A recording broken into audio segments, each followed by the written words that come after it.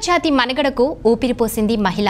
తల్లిగా, చెల్లిగా, ఇల్లాలిగా, స్నేహశీలిగా సమాజంలో తన బాధ్యతను సమర్థవంతంగా నిర్వహించే త్యాగశీలి మహిళ. అంతర్జాతీయ మహిళా దినోత్సవం సందర్భంగా మహిళల సమస్యల గురించి మనతో మాట్లాడడానికి భారతీయ జనతా పార్టీ భూపాలపల్లి నియోజకవర్గ ఇన్ఛార్జి కీర్తిరెడ్డి గారు ఉన్నారు. వారిని అడిగి మరిన్ని విషయాలు తెలుసుకుందాం. నమస్కారం అండి. నమస్తే అమ్మా. కీర్తిరెడ్డి గారు, మీకు ముందుగా అంతర్జాతీయ మహిళా దినోత్సవం శుభాకాంక్షలు. Thank you. మీరు ఫస్ట్ ఈ పాలిటిక్స్లోకి ఎంట్రన్స్ అయ్యారు కదా, మీకు ఇంట్రెస్ట్తో ఎంట్రన్స్ అయ్యారా, ఎలా వారసత్వంగా వచ్చిందా చెప్పండి. మా అమ్మ వాళ్ళ సైడ్ చూసుకుంటే మేము బార్న్ అండ్ బ్రాటప్ రెండు, పుట్టడము ఆ తర్వాత పెరగడము మొత్తము రాజకీయ ఫ్యామిలీలోనే పుట్టాము, పెరగడం కూడా అదే వాతావరణంలో పెరిగాం. ఇప్పుడు చూసుకుంటే మా మేనమామ నారంపేట ఎమ్మెల్యే రాజేందర్ రెడ్డి గారు, ఆ తర్వాత మా తాతయ్య బ్లాక్ ప్రెసిడెంట్గా ఉండిరి. చిన్నప్పటి నుంచి కూడా మేము బీజేపీ వాతావరణం, ఆ తర్వాత ఆర్ఎస్ఎస్ వాతావరణంలోనే పెరిగినాం. చిన్నప్పటి నుంచే ఆ తర్వాత అంటే చిన్నప్పటి నుంచి ఆ ఫ్యామిలీలో పెరిగినప్పుడు మేము అక్కడ పవర్ పాలిటిక్స్ చూసుకుంటూ పెరిగినాం. అంటే పవర్ని ఎలా ఉపయోగించుకోవాలి, ఆ తర్వాత పవర్ ఎక్కడుంటే ఎట్లా చేస్తారంటే చిన్నప్పుడు నాకు బాగా కోరికగా ఉండేదన్నమాట. కొంచెం ఏజ్ వచ్చిన తర్వాత అప్పుడు మేము ఒక 7th 9th ఆ స్టేజ్లో ఉన్నప్పుడు రామజన్మభూమి ఇన్సిడెంట్ జరిగింది.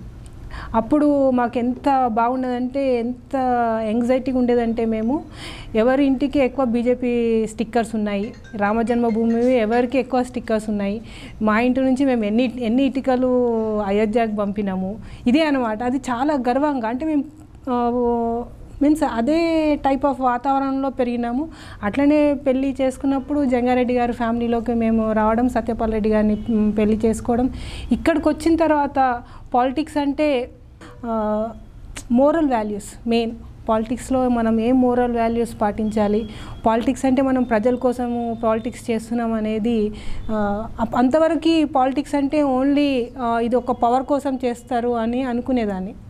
అంటే ఈ ఎమ్మెల్యే అయితే ఏముంది, ఒక గుడికి పోవాలంటే ఎమ్మెల్యే అయితే ముందు దర్శనం అవుతుంది, ఎంపీ అయితే ఇంకొంచెం ముందు అవుతుంది, లేకపోతే ఎక్కడన్నా ఆఫీస్లో పోతే ముందు పిలుస్తారు.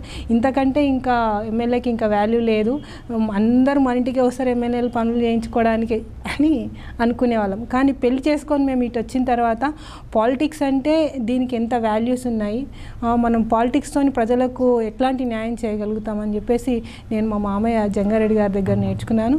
ఆయన ఇన్స్పిరేషన్స్తో, ఆ తర్వాత సత్యపాల్ రెడ్డి గారు ఏమంటారు, ఆయనకు కూడా ఖచ్చితంగా మన ఇంట్లో నుంచి నీకు ఇంట్రెస్ట్ ఉన్నది కాబట్టి నువ్వు కూడా మీన్స్ ఎప్పుడు ఆలోచన, నేను కూడా డాక్టరేట్ ఫిజియోథెరపీ డాక్టర్ అయినా కూడా షోరూంలోకి వెళ్ళినా కూడా ఫస్ట్ నేను షోరూంలో, ఇంట్లో ఊరికే కూర్చోకుండా షోరూంలో చూసుకోవాలి అనుకున్నప్పుడు షోరూంలోకి వెళ్ళినా కూడా అక్కడ మా వర్కర్స్కి శాలరీస్ ఏమున్నాయి అని వాళ్ళతో మాట్లాడినప్పుడు, అరే వీళ్ళకి ఇంత తక్కువ శాలరీస్ ఉన్నాయి, వీళ్ళు ఎట్లా జాబ్ చేస్తున్నారని చెప్పేసి మా హస్బెండ్తో కొట్లాడి వాళ్ళకి అందరికీ శాలరీస్ హైక్ చేయించినామంట. అంటే నాకు అంత అవగాహన కూడా లేదు, ఎవ్రీ 1 year 2 yearsకి వాళ్ళు వచ్చిన తర్వాత కంపల్సరీ హైక్ అవుతాయని.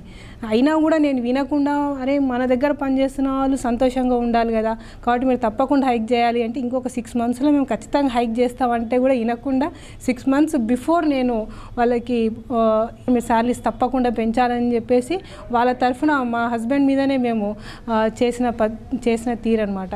దాంతో ఇంకా డైలీ మాకు ఇంటికి పొలిటికల్గా అందరు రావడము, అట్లా ఇంట్రెస్ట్ పెరిగింది మా హస్బెండ్ సపోర్ట్తో.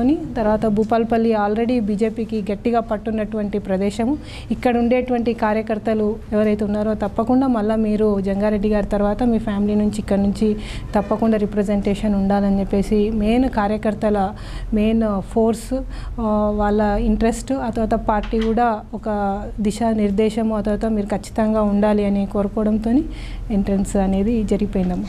కీర్తిరెడ్డి గారు, అటు ఫ్యామిలీ పరంగా ఇటు పాలిటిక్స్ పరంగా రెండు ఈక్వల్గా ఎలా మేనేజ్ చేస్తున్నారు?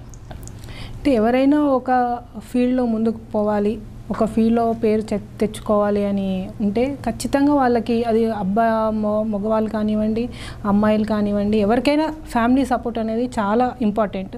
ఒక మహిళగా అది ఇంట్లో అన్నీ చూసుకుంటూ బయటకి రావడము, ముఖ్యంగా ఫ్యామిలీ సపోర్ట్ అండి. మా హస్బెండ్ సపోర్టు, ఆ తర్వాత మా అత్తమ్మ సపోర్టు, మా మామయ్య సపోర్టు, వీళ్ళందరి సపోర్టు నాకు ఫ్యామిలీ పరంగానే కాకుండా మా కుటుంబ పరంగా కూడా మొత్తం మా చుట్టాలు ఎంతమంది అవుతున్నారు, ఆ తర్వాత మా ఆడబిడ్డలు కానివ్వండి, మా అమ్మ వాళ్ళ సైడ్ కానివ్వండి, ప్రతి ఒక్కరు నువ్వు ఈ రంగాన్ని నువ్వు ఎంచుకున్నావు కాబట్టి, నీకు ఇంట్రెస్ట్ ఉంది కాబట్టి ప్రతి ఒక్కరు ఇందులో నాకు సపోర్ట్గా ఉన్నారు. కాబట్టి నేను ఇవాళ ఈ కార్యకర్తలతో తిరగడం కానీ, మెయిన్ పాలిటిక్స్లోకి వస్తున్నాము అని అంటే, అందరూ ఒక లేడీగా మనము ఇందులోకి ఎంటర్ అవుతున్నాము అని అంటే ప్రతి ఒక్కరూ అది వేరే దృష్టితో చూస్తారు.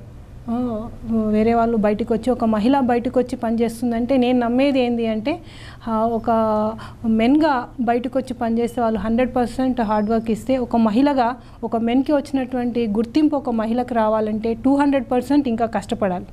కాబట్టి దాన్ని మేము ఖచ్చితంగా నిరూపించాలని అనుకుంటున్నాను. ఎందుకంటే పాలిటిక్స్ అనే ఫీల్డ్ కూడా మహిళలకి సూటబుల్ ఇది. ఎందుకంటే ఒక మహిళ ఇంతమంది పాలిటిక్స్లో వచ్చిన తర్వాత చాలామంది జెంట్స్తోని మెన్తో మనం వర్క్ చేయాల్సి ఉంటుంది. అంటే అందరూ ఏమనుకుంటారంటే, బయటకు వచ్చి ఇంతమందితో పనిచేస్తున్నారంటే వీళ్ళు చాలా ర్యాష్గా ఉంటారేమో, వీళ్ళకి ఎట్లాంటి అలవాట్లు ఉంటాయేమో. అలాంటిది కాదు. ఈ ఫీల్డ్ కూడా చాలా గౌరవంతో కూడుకున్నటువంటి ఫీల్డ్, ముఖ్యంగా భారతీయ జనతా పార్టీలో. ఇప్పుడు ఒక ఒంటరి మహిళగా నేను, నాతోని వెనుక నుంచి మా హస్బెండ్ రావడం కానీ, ఆ తర్వాత మామయ్య గారు 3 సార్లు ఎమ్మెల్యే, ఒకసారి ఎంపీ అయినా కూడా ఆయన వెనకాల నేను రావడం కానీ, నా వెనకాల ఆయన రావడం కానీ జరగదు. మెయిన్ కార్యకర్తలు, సిన్సియర్గా పనిచేసే కార్యకర్తలు ఇక్కడ ఉన్నారు. వాళ్ళు మనని ఏమంటారంటే, మనము ఒక చిన్న పిల్లలాగా వాళ్ళు మనని, ఇప్పుడు రాజకీయంలో ఇప్పుడు నాకున్నటువంటి అనుభవం ఎంత అంటే, నేను ఒక కిడ్ లాగా నేను ఇందులోకి ఎంటర్ అయ్యాను. అంటే వితౌట్ ఎనీ నాలెడ్జ్, ఓన్లీ ఇంట్లో వింటున్న దాన్ని ఒక ప్యాషన్ అంతే. ఒక బొమ్మను చూసి ఎట్లా అయితే ఇష్టపడతారో, నేను కూడా బీజేపీ పార్టీని చూసి అట్లే ఇష్టపడ్డాను. దీన్ని నేను కూడా ఏదో చేసేయాలి, ఇందులో వెళ్ళి నేను కూడా అట్లాంటిది ఒక కిడ్ లాగా నేను దాన్ని ఇందులోకి ఎంటర్ అయ్యాను. చిన్నపిల్లలు ఎట్లయితే అడుగులు వేసుకుంటూ, ప్రతి తల్లి కానీ తండ్రి కానీ పిల్లలు అడుగులు వేసినప్పుడు ఎంత సంతోషపడతారు, ఆ తర్వాత కొంచెం పెద్ద అయిన తర్వాత ఎంత సంతోషపడతారు, వాళ్ళు చదువుతుంటే ఎంత సంతోషపడతారు. అట్లనే పార్టీలో ఉండే ప్రతి క్యాడర్ కూడా నేను రోజుకి నా ఇంప్రూవ్మెంట్ చూసి వాళ్ళంతా సంతోషపడుతున్నారు. పార్టీ అనేది నాకు ఒక తల్లిలాగా భావిస్తున్నాను. పార్టీలో ఉండేటువంటి ప్రతి ఒక్క కార్యకర్త నాకు ఒక బ్రదర్ లాగా, నాకు ఒక ఇన్స్పిరేటర్ లాగా, వాళ్ళు నన్ను ప్రతి నిమిషము వాళ్ళు ఎంకరేజ్ చేయడం, మేడం మీరు ఇలా చేస్తే బాగుంటుంది. నేను ఎదుగుతున్న ప్రతి టైము వాళ్ళ సొంత ఇంట్లో పిల్లలు కొత్త విషయం నేర్చుకున్నప్పుడు ఎంతైతే ఆనందపడతారో, నన్ను చూసి కూడా వాళ్ళంతా ఆనందపడుతున్నారు. కాబట్టి నాకు ఇది ఒక మంచి ఫ్యామిలీ అట్మాస్ఫియర్ లాగా నాకు ఈ భూపాలపల్లిలో ఉంది. కాబట్టి తప్పకుండా ఈ పార్టీలో మేము ఫ్యామిలీ అట్మాస్ఫియర్తోని, అదొక ఒక మంచి రిలేషన్తోని, విత్ ఒక లీడరు, ఒక కార్యకర్తకి ఎట్లాంటి మంచి రిలేషన్షిప్ ఉండాలో ఆ రిలేషన్షిప్ అనేది మేము మంచిగా మెయింటైన్ చేసుకుంటూ ముందుకెళ్తున్నాం. కీర్తిరెడ్డి గారు, రాష్ట్ర మంత్రివర్గంలో మహిళలకు చోటు కల్పించకపోవడం పట్ల మీ అభిప్రాయం చెప్పండి. తెలంగాణ తెచ్చుకున్న తర్వాత మనము అందరము సంతోషించాం. తెలంగాణ ఉద్యమంలో పోరాడినటువంటి మహిళలు కానీ, ఆ తర్వాత మనము ఎలక్షన్స్ వచ్చిన తర్వాత కంటెస్ట్ చేసినటువంటి మహిళలు కానీ, ఇందులో మహిళలు గెలిస్తే తెలంగాణలో వారికి మంచి ప్రాధాన్యత ఉంటుందని, ఆ తర్వాత ఉద్యమంలో పార్టిసిపేట్ చేసినటువంటి మహిళలకు అందరికీ ప్రాధాన్యత ఉంటుందని చాలా. ఎందుకంటే కేసీఆర్ గారి కూతురు కూడా ఎలక్షన్స్లో పార్టిసిపేట్ చేశారు. కేసీఆర్ గారి కూతురికి ఎంతైతే గౌరవం దక్కిందో, కేసీఆర్ గారి కూతురికి ఎంతైతే పేరు ప్రతిష్టలు, ఎంతైతే రికగ్నేషన్ దక్కిందో, అట్లానే ప్రతి ఒక్క మహిళకు దక్కుతుంది అనే ఒక ఉద్దేశంతో చాలామంది టీఆర్ఎస్ పార్టీ వైపు ఆకర్షితులైనారు, నిలబడ్డారు. ఒక 6 నుంచి 7 ఎమ్మెల్యేలు కూడా మనం గెలిచినాం. కానీ ఓన్లీ కేసీఆర్ గారి కూతురికే ఆ గౌరవం కానీ, ఆ రికగ్నేషన్ కానీ లభించింది అని నా పర్సనల్గా నేను అనుకుంటున్నాను. మిగతా వాళ్ళు ఉద్యమంలో పాల్గొని ఎంత గెలిచినా కూడా వాళ్ళు ఓన్లీ ఇప్పుడు వాళ్ళ పేర్లు కూడా మనము ఎక్కడ అడిగినా కూడా మనం గుర్తుపెట్టుకోలేని పరిస్థితుల్లో ఉన్నాం. ఇప్పుడు జాగృతి ఫౌండేషనే కానివ్వండి, బతుకమ్మనే కానివ్వండి, అతను ఏ ప్రోగ్రాం తీసుకున్నా కూడా అందులో ఇప్పుడు విదేశాలలో పర్యటన చేయడంలో కానీ తెలంగాణకు ఆడబిడ్డ అంటే ఓన్లీ కవిత గారిలాగానే మిగిలిపోయారు, కానీ మిగతా వాళ్ళు ఎవరు తెలంగాణకి ఆడబిడ్డలుగా లేరు అని నా పర్సనల్ అభిప్రాయం. కాబట్టి ఇప్పటికైనా మిగతా ఉన్నటువంటి ఎమ్మెల్యేస్ కానివ్వండి, మిగతా పార్టీలో చాలా హార్డ్ వర్క్ చేస్తున్నటువంటి, ఉద్యమంలో హార్డ్ వర్క్ చేసినటువంటి ఆడబిడ్డల్ని పైకి తీసుకురావాలని చెప్పేసి నేను కోరుకుంటున్నాను. రాష్ట్ర మంత్రివర్గంలో మహిళలు ఉన్నట్లయితే మహిళా సమస్యలు ఏమైనా తగ్గే ఛాన్స్ ఉండేదంటారా? ఒక ఇంటిని చక్కబెట్టడంలో మహిళ పాత్ర ఎంత ముఖ్యంగా ఉంటుందో అంతేగా రాష్ట్రాన్ని కూడా చక్కబెట్టడంలో వారి పాత్ర తప్పకుండా ఉండేది. ఇవాళ మహిళలకు ప్రాధాన్యం తగ్గిపోయినటువంటి సందర్భంలో మహిళల ప్రాబ్లమ్స్ ఏవైతే ఉన్నాయో అవి ముందుకు రావడం లేదు. ఒకవేళ మహిళలకు గనక ప్రాధాన్యత ఉండింటే మహిళల సమస్యలపైన అసెంబ్లీలో మాట్లాడడం కానీ, మహిళలకు దక్కాల్సినటువంటి ఏవైతే పథకాలు ఉన్నాయో వాటిపైన తప్పకుండా చర్య ఉండేదని నాకు అనిపిస్తుంది. ఇప్పుడు మనము షీ టీమ్స్ తీసుకోండి, ఆ తర్వాత కాలేజెస్లో మనము ఉమెన్ కౌన్సిలింగ్ సెంటర్స్నే తీసుకోండి, ఇవన్నీ మొదలు పెట్టేసినాము, దాంతో మన పని అయిపోయింది అన్నట్టుగా ఉన్నాయి. అదే ఒక మహిళా మంత్రి కానీ ఒక మహిళలకు ప్రాధాన్యత ఉండింటే మహిళల గురించి ఆలోచించాలి. మహిళలకు ఇవాళ ఏం కావాలి, ముఖ్యంగా మహిళలకు ఏం రిజర్వేషన్స్ కావాలి, రేపు ఇవాళ జరుగుతున్నటువంటి వారసత్వ ఉద్యోగాలే తీసుకోండి.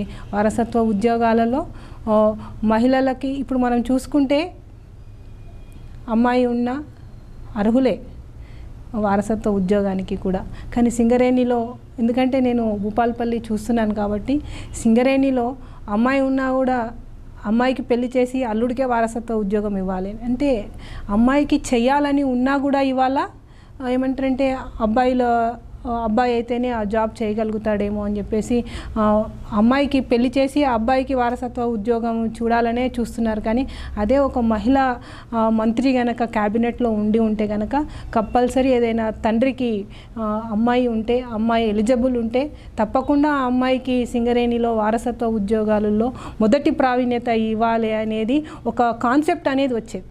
ఒక మహిళ మన ముఖ్యమంత్రి గారికి సలహాలు ఇచ్చేటువంటి గ్రూప్లో లేదు, ఇచ్చేటువంటి క్యాబినెట్లో మన ఆడపిల్లల గురించి ఆలోచించేటువంటి మహిళ క్యాబినెట్లో లేదు. కాబట్టి ఇట్లాంటి లోపాలు ఒక సింగరేణే కాదు, చాలా ఇలాంటి లోపాలు జరుగుతున్నాయని నాకు అనిపిస్తుంది.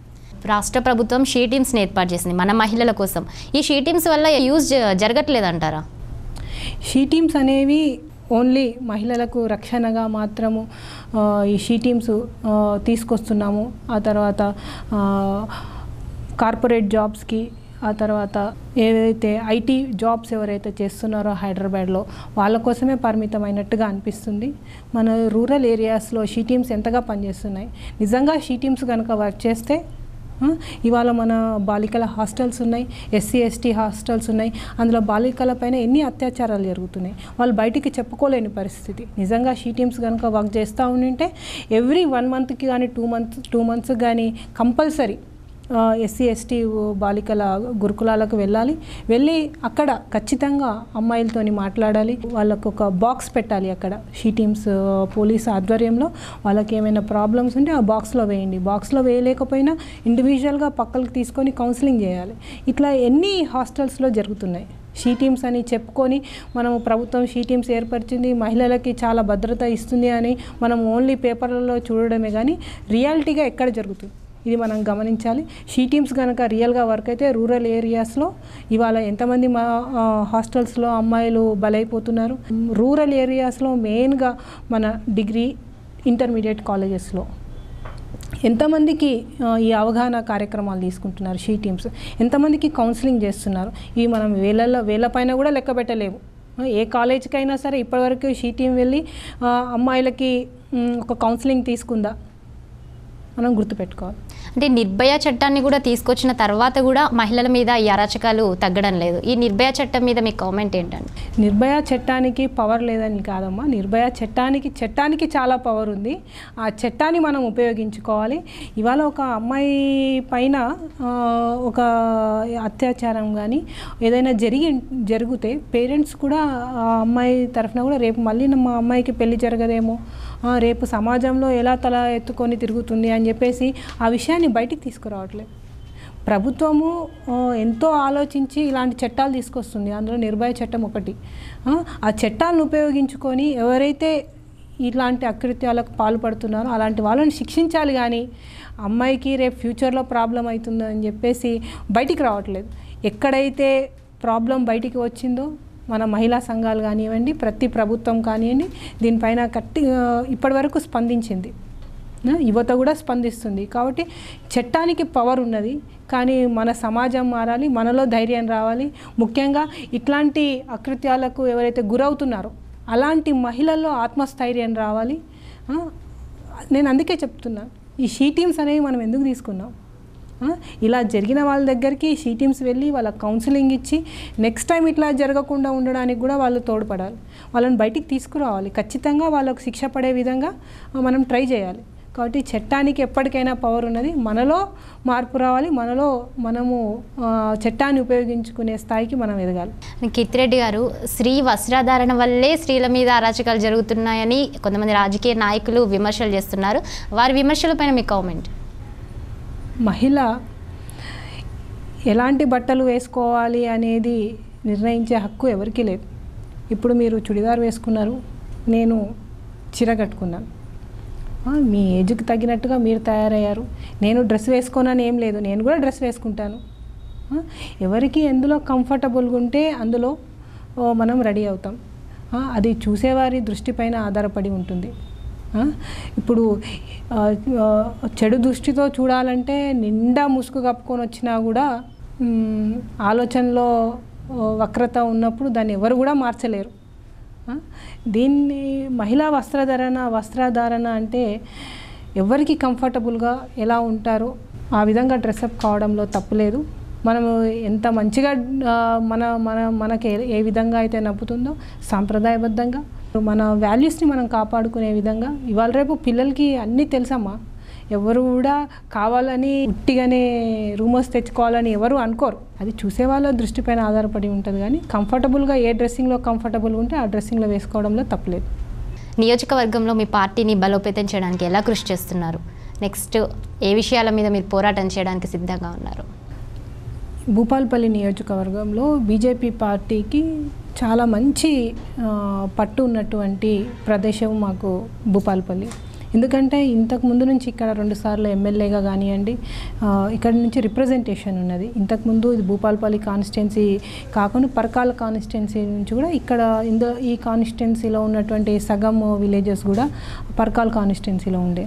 అట్లా కూడా బీజేపీకి ఇక్కడ గట్టి పట్టు ఉంది. మధ్యలో కొంచెము గ్యాప్ వచ్చింది. ఏదైతే మాకు పొత్తుల మూలంగా కానివ్వండి ఏదైనా ఖచ్చితంగా కొంచెం గ్యాప్ అందులో ఉండింది. కాబట్టి ఇప్పుడు మళ్ళా దేశం మొత్తం ఏ విధంగానైతే బీజేపీ వైపు చూస్తుందో తెలంగాణలో కూడా బీజేపీ వైపు చూస్తున్నారు. మాకు ముఖ్యంగా భూపాల్పల్లిలో మాకు విశేషమైన స్పందన.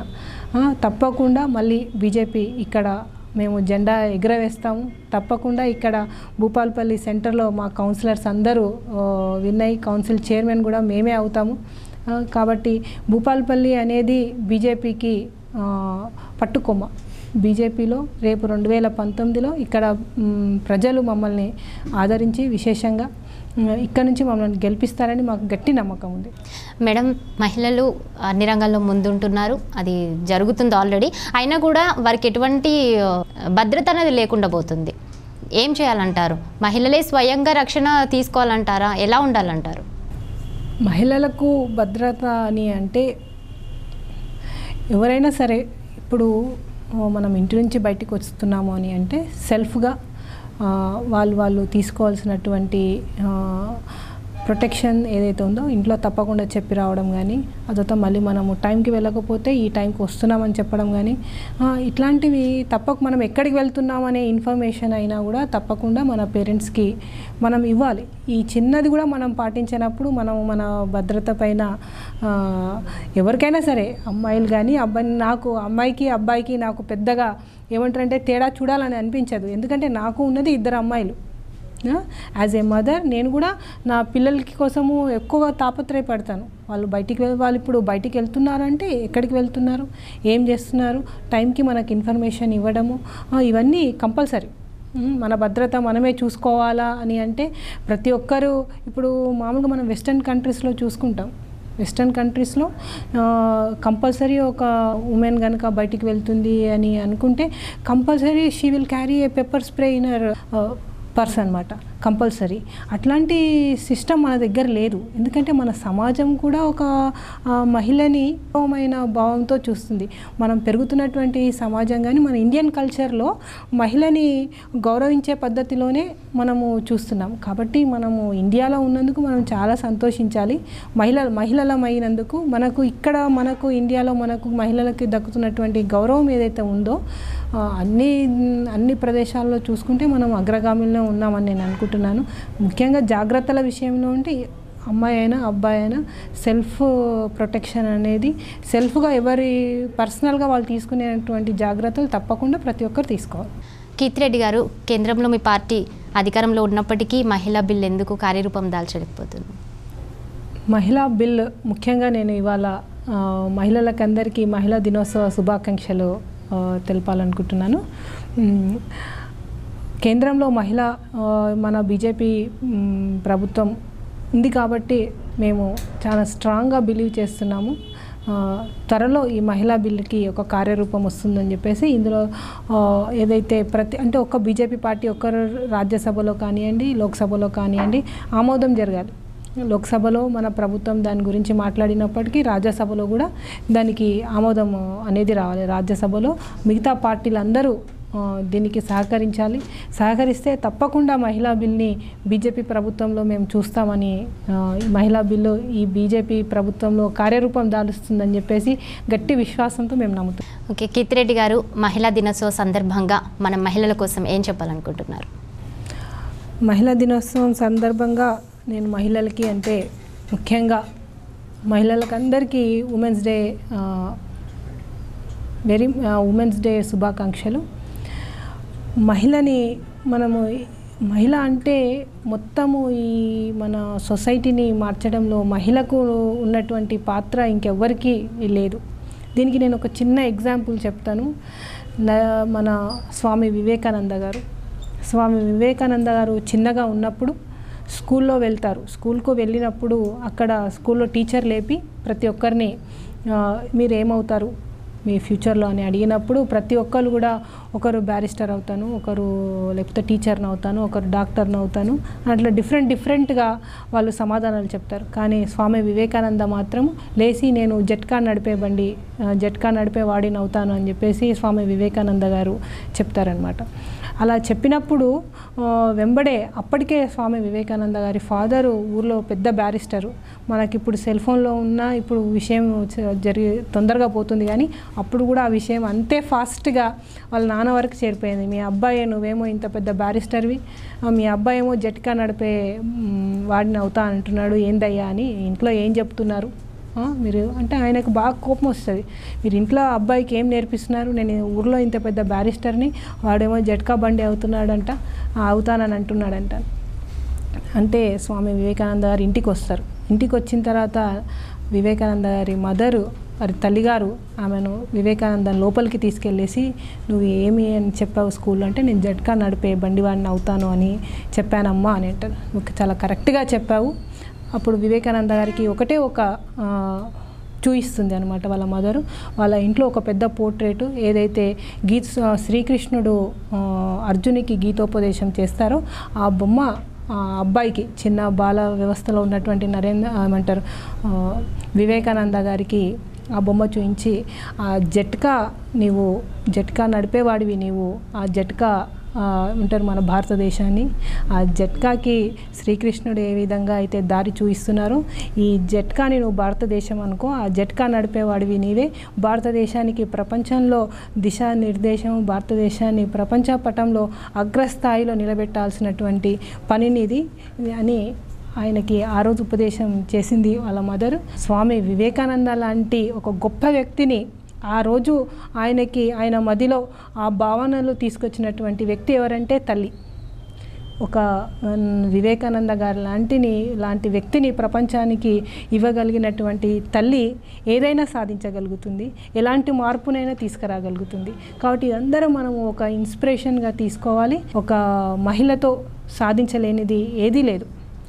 వాళ్ళు కనుక ఒక సంకల్పం తీసుకుంటే కనుక దాన్ని చేసేంతవరకు వాళ్ళు కృషి చేస్తారు. ఈ గుణం అనేది ఒక మహిళకు తప్పితే ఇంకెవరికీ లేదని నాకు అనిపిస్తుంది. కాబట్టి మహిళలు తలుచుకుంటే ప్రతి ఒక్కటి సాధ్యం. కాబట్టి అదే దిశగా ఈ ఉమెన్స్ డేని ఒక ఇన్స్పిరేషన్గా తీసుకొని ప్రతి ఒక్క మహిళ ఇవాళ నుంచి ఒక గోల్ ఏర్పరచుకొని ఆ గోల్ దిశగా పనిచేయాలని చెప్పేసి నేను కోరుకుంటున్నాను. Okay, thank you so much madam. Once again wish you A happy women's day. Thank you. Thank you.